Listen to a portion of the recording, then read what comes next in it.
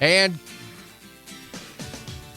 good morning. Welcome to Focus on Stafford County. Steve Webster, your host. Our visit once again with the Director of Stafford County Economic Development, Kathleen Norman, joining the show. Plenty of things to talk about here on the program today, but I want to talk about a state competition, Kathleen, to begin with. Yeah. State Entrepreneurship Challenge. So tell me what's going on with this. Right. So back in February, we hosted a local competition, Stafford YEC, and Great Bend also does one. We're part of the e-community network through Network Kansas. So it's an opportunity for junior high and high school students to develop and pitch a business plan. Some of the students actually are operating said business, and some it's unbelievable. Yeah, it is, and some are more conceptual. But we had two teams go to state. So it's the Kansas Entrepreneurship Challenge. It's a partnership between K-State, then the Kansas Masonic Group, and then Network Kansas. And so our first place team was DNP Baling and Stacking. So they won the local competition, so automatically had the opportunity to advance to state. And then we had one of our other teams that had taken second place locally apply for a wild card spot. And so there was, I feel like 68. There was a number of teams that applied for wild card and only 10 made it. So that was kind of a big deal that they got the opportunity to go to state. Yes. And so at the state competition, the teams they call them, like, they go in front of a boardroom. So there's judges there where, again, they're kind of pitching the idea and have to answer questions. It's like Shark from the Tank, judges. right? Yeah. Okay. And then they also do a trade show section that's open to the public where they have a booth and then talk to people about their business. So our first place team from the local competition did well. They made it on stage. They were part of the top 5. So they kind of do 2 ratings of, like, the exemplary and then others who also, do well.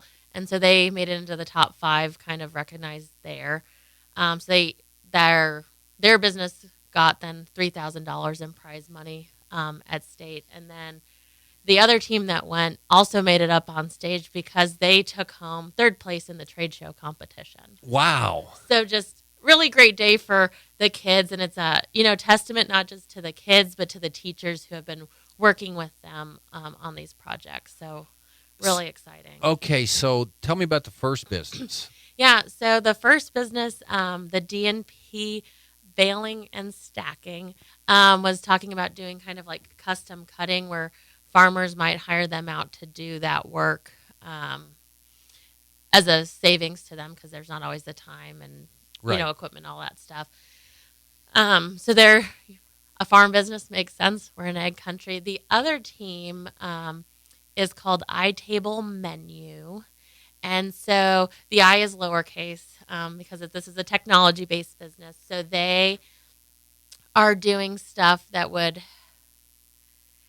create electronic menus. So, like, it became a big deal during COVID where restaurants started going to digital menus.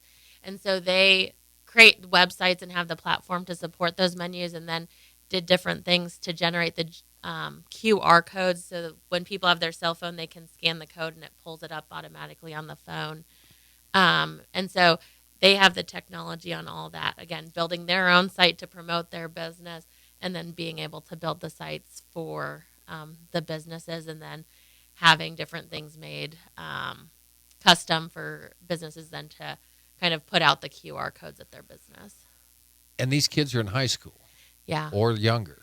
Yeah. So it was a freshman and sophomore that made up the iTable Menu and then a sophomore and junior for the baling business. Are they moving forward with these ideas or? I believe iTable Menu is. They competed last year at the local competition. Okay. The great thing about the digital menu is they're able to more easily update it, and you don't have the cost. Sometimes you go to restaurants and prices are outdated on the menus, or you see things blocked out because they no longer carry that, or you don't know that there's things that have been added to the menu. So that's a benefit of the digital. So they are, doing stuff and moving forward. And I'm not sure. I know both of the young men who did the baling. I mean, they both come from farms and they're doing that stuff. I don't know if they have the time or ability to fully branch out into kind of that service. I do believe, though, that at least one does some custom baling on the side. And sure, and it's just putting the business plan together. It's the educational process that goes through it. Wow, that is fantastic. I'm going to really put you on the spot here because I know you came in here with your coattails out, but do you have these kids' names? Yeah, so okay, perfect. All right, I won't put you on the spot. I mean, that'll be perfect. I have it. So D&P baling and stacking was made up of Ian Dunn, who's a junior, and Weston Peterson, who's a sophomore. And so again, they placed in the exemplary division. And then table menu is Georgia Blakesley, and she's a sophomore, and Maylin Sanders, and she is a freshman. Congratulations to those kids. That is some pretty stiff competition. You go under second place in your own county, and then you go to state and you get number 3. That you had the competition in the Stafford County entrepreneurship challenge was very stiff. It was. I mean, that's one of the challenges. I mean, you have these really great, students, and the teachers there are invested. The high school. Some of the high school division was kind of more coached by Natalie Clark for first semester, and then Tabor Ward is the teacher now, and then other students and the junior high students, and then table menu. They worked with Ixchel Mixon, who is the technology integration teacher. So we have a lot of teacher support who's played a role in also helping these kids be successful. But yeah,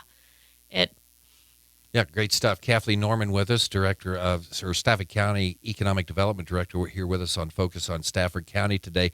And do want to get to the housing update and the childcare update. But when you you went on a trip to Matfield Green, I always thought that was just an exit on the turnpike where you had to get your ticket or you could pay. But so tell me about this road trip to Matfield Green. Yes, it was a side trip on doing other work. And so we'd heard a lot about it. Matfield Green is a town of 48 people. So it's kind of small, but it's in the Flint Hills. And kind of how they came to be known to us is that they host the Tallgrass Artist Residency, which is supported through the Kansas Creative Arts Industry Commission, which from about May to October, they have a number of artists come for different 2-week periods, and then they do a full showcase at the end. There also is an environment there that supports the arts, so there's other activity and there's collaboration and partnership. So there's a place called Matfield Station, which is an Airbnb. It's also where artists stay when they're there, but it's a place people can come and stay and enjoy the Flint Hills for the arts or other activities. There's a focus on ecology, conservation, and the arts there. They've done some work with the Land Institute that's based in Salina. They had some interest in the Matfield Green area. So kind of history, the ecology piece, and then the arts. Very vibrant. They do a lot of programming throughout the summer. And so we were curious as if you have a town, that small, who has such a vibrant or active community around the arts, what can we learn from them? Because there's been some push or interest in doing things in Stafford County. There's Grace Photography Studio, which is its own nonprofit organization, and they've been trying to, work to preserve things. And now there's a lot of momentum at, it was the Lucille Hall Museum, but they've rebranded to be the St. John Homecoming Museum that focuses kind of on history and culture and heritage of the area.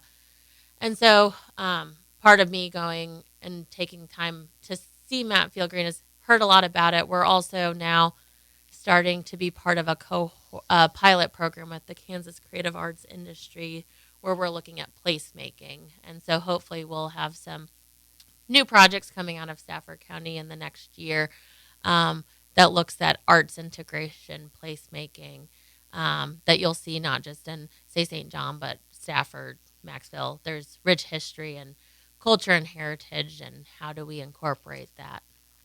Kathleen Norman with us. We'll take a quick break. We'll have more of the show coming up. Hey everyone, Trey Bergen here with Ag 360 Insurance. As storm season approaches and with prices quickly rising, making sure you have enough coverage on your irrigation systems is very important. At Ag 360 Insurance, we have multiple carriers that offer competitive rates and great coverage. We'd appreciate an opportunity to earn your business. Feel free to stop by our office in St. John or give us a call at 620-549-3579. You can also check us out online at ag360insurance.com. SJ&B Bank of Kansas knows the value of rural Kansas and is committed to all of the communities they serve, personal to business banking and more. They offer mobile banking options too. Download their app at SJ&B Bank of Kansas and find them online at sjnbank.com. Serving you since 1905 and with 6 locations. SJ&B Bank of Kansas in St. John, Maxville, Hudson, Burdett, Greensburg, and La Crosse. Member FDIC. The St. John Jubilee Committee reminds you to always shop local first. It's time to mark your calendar for the 2023 St. John Jubilee, Memorial Day weekend, May 26th and 27th in downtown St. John. Small town values and old-time traditions. The St. John Jubilee Committee looks forward to a full year of fun events around the square. Find out more on Facebook at Around the Square, St. John, Kansas.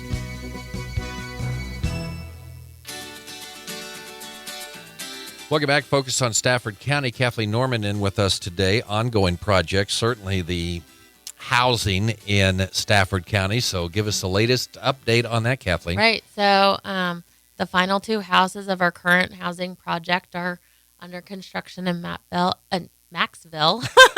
We're just talking about Matfield Green. Yeah, gotcha. So Maxville, and that will kind of complete that set of income-restricted rental housing. But we also have plans in the works to do new housing development. We did have to slow down slightly because we weren't awarded funding last fall through the Moderate Income Housing Program through the Kansas Housing Resource Corporation. But just the other week, they announced the next cycle will close June 2nd. And so we will have an application in there to do additional housing in the county. So you didn't get funding. Are there other places that are taking your idea and getting a, you know what I mean? So the Moderate Income Housing Program is highly competitive. Okay. And the biggest reason being is it covers a lot more people qualify for that. Absolutely. Like our current housing, there's a lot more money that goes towards low income housing. It's more federally subsidized versus like the moderate income housing is solely funded through the state. There's not federal money to address the housing shortage or crisis beyond that. And so, I mean, it is limited to communities under 60,000, I believe. So you are looking more rural, but it also means that we're putting in applications. Great Bend's putting in applications. Dodge City, the larger places are also, competing. A lot of times there's partnerships between cities or counties and private developers to do it. We're in a little different boat because we haven't quite gotten to that point. We're not as of interest yet for some of the private development, which is why, again, we've done a lot of our own housing development. So moderate income is just really competitive. So like in the fall when we weren't awarded, they had $19 million worth of requests, and they were only able to fund $5 million. So I mean, again, you just have a lot of people trying to compete for a small pot. The pot is significantly larger in the current time because the state dedicated more money that came from the different coronavirus relief programs to fund housing, but it's still competitive. Lots of people have programs. Lots of people need the housing. And so the housing projects don't always look like ours. A number of duplex projects were funded. I know like Kinsley and Greensburg and Ellenwood have gotten some funding for some projects. All good, all needed. And then there's just very different projects happening. Like Dodge had gotten some funding. Concordia got funding. But the proposals look very different. And so, again, but it's you trying to tell your story to have a, competitive or compelling case, I guess, given the competition to receive funding. And we've been very successful in the past getting them, and they're a statewide organization who tries to equally serve all parts of the state. So because our initial duplex, some of that was moderate income housing funding. The single family home that we did in Stafford in 2016. We had a down payment assistance program from that was like a 2016 grant that we offered that program up until 2019. So it's not that we haven't received funding or done it, but we still need that to be able to really do more housing. So all of these have kind of been different in a way. I mean, depending on what grants you were able to get with certain things. They fund a lot of things, and we helped the city of Stafford get a rehab grant. So they focus on moderate income housing, but they will sometimes address rehabilitation versus just new construction. A lot of it goes to new construction. And then there's just a lot of different pieces to the puzzle. Sure. And the projects look different in different communities. An update on childcare. Right. So still making progress on the modular building in St. John, though we are now looking for 2 providers. We had started working with someone, and they decided it wasn't the right fit for them at this time to be a provider. So looking for 2 independent people wanting to own and operate their own daycare business. We would rent the space to them at a low cost that includes utilities to make it feasible for them. And we're outfitting a lot of the main equipment or furniture in the space.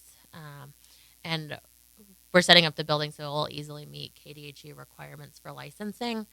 But from the feedback on the needs assessment, countywide childcare needs assessment we did a couple of years ago, there is definitely an interest in people wanting more of the in-home style daycares and having kind of that independent provider. Okay, and we're still looking for 2, right? Still looking for 2. How close is the building ready to go? I mean, there's a good chance the building could be ready to go by the end of May. Some of it is we could be moving a little further, but knowing licensing takes at least 90 days. Sure. We also did just get a little additional funding that makes it easier to carry out some of our final things. So we got a grant from Childcare Aware for community capacity, and so that's helping to fund some of the final things that we needed, so the playground equipment. Right now we're waiting on the lot to get graded so we can get grass established, but we received additional funding from the Patterson Foundation from applying to the Child Care Foundation, who's paying for our off-street parking that's required as part of our zoning permit. We had to get a special exception from zoning. And so sidewalking and parking is now paid for. So it makes it easier to move forward on that because those are several $1,000s, projects. So we're in a good shape to be able to cover the costs, and we'll be moving more quickly just to get the building ready to go. But the biggest holdup right now will be providers getting licensed. So people can send their resume and 3 references to staffordcochildcare@gmail.com. Okay, very good. And you can find that information on the website, too. Yep. Okay, very good. Another break, and we'll be back for our final segment right after this. The friendly staff at Stafford County Drug appreciates your patronage. The lobby is open, and they offer a convenient drive-up window. They'll even deliver your prescriptions in Stafford, St. John, and Maxville for free. Stafford County Drug knows the value of a hard-earned dollar and wants to work with you and your doctor to make prescriptions easy. For any questions on switching your prescriptions to your local pharmacy, call pharmacist Chris Davis, 620-377-5633. Stafford County Drug, open Monday through Friday, 9 a.m. to 6 p.m. Inside White's Food Liner, Highway 281, St. John. Hey everyone, Trey Bergen here with Ag 360 Insurance. As storm season approaches and with prices quickly rising, making sure you have enough coverage on your irrigation systems is very important. At Ag 360 Insurance, we have multiple carriers that offer competitive rates and great coverage. We'd appreciate an opportunity to earn your business. Feel free to stop by our office in St. John or give us a call at 620-549-3579. You can also check us out online at ag360insurance.com.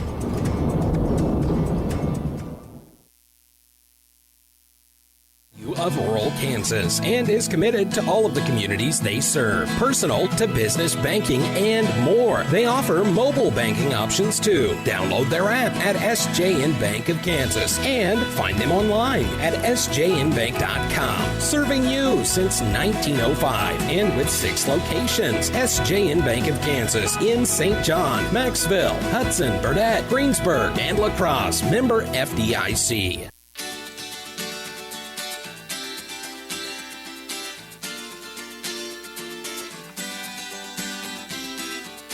Kathleen Norman in with us for a few more minutes here, the Director of Stafford County Economic Development here on Focus on Stafford County.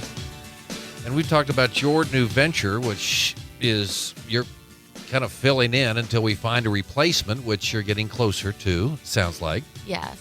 So, we advertised the position back in January, did some application reviews, and then interviewing at the end of February.